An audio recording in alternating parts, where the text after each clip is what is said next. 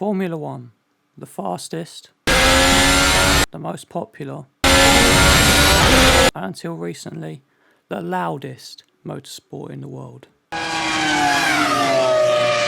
We all love the sound of a screaming V10 or a deafening V12, and while the V6 turbo hybrids are quieter than those engines I just mentioned, they're still pretty loud.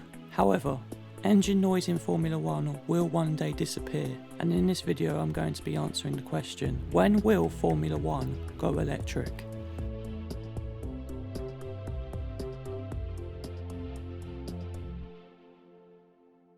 Now, I understand that even the thought of Formula 1 going electric is going to trigger a lot of people, and I understand that.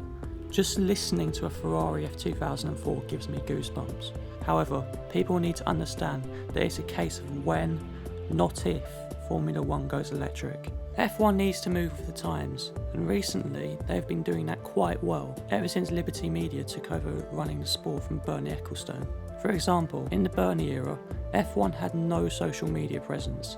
Now, under Liberty's control, they have one of the biggest social media presences out of any sport in the world. Also, and this is a big factor in the topic of this video, they're being very public about their efforts to reduce the impact they're having on the environment, saying that all events will be sustainable by 2025 and that the sport will be net zero carbon by 2030. I can't think of any way F1 can achieve this though without ditching petrol. Something that's underestimated about the current V6 hybrid engine is that it produces less carbon dioxide in a full season of racing than any other pure petrol powered road car, while producing nearly 1,000 brake horsepower, which is an incredible achievement. Here's where it gets tricky though. Formula 1 calls itself the pinnacle of motorsport, and if they started using battery powered electric motors, they wouldn't be the technical pinnacle, as Formula E are already doing that. Also, Formula E have a 25-year deal, meaning that they can be the only open wheel electric racing series.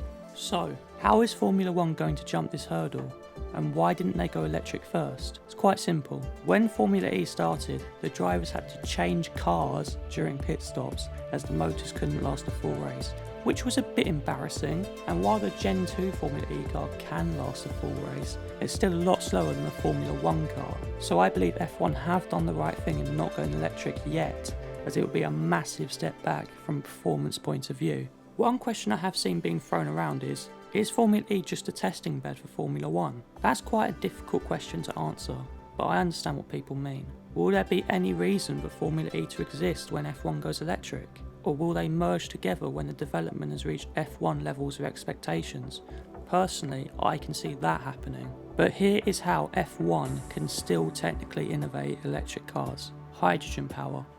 Hydrogen has massive potential, arguably way more potential than batteries, and could change the automotive world forever.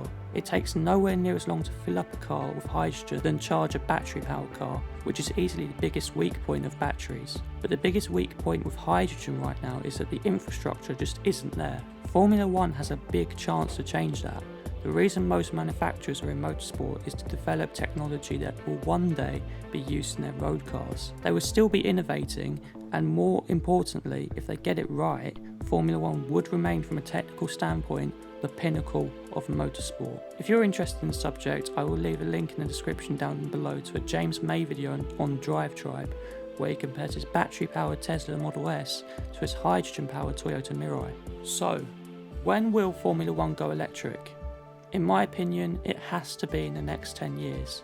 If that's with battery power or hydrogen power, we'll have to find out. But from what Liberty and the FIA have said, and the way the world's going, it has to be sooner rather than later. I'll be sad to see the day that internal combustion goes, but if it's the only way to keep the sport we love alive, then I'm more than prepared to say goodbye. Thank you for watching this video. If you enjoyed my content, I'd really appreciate if you gave this video a like and subscribe to the channel.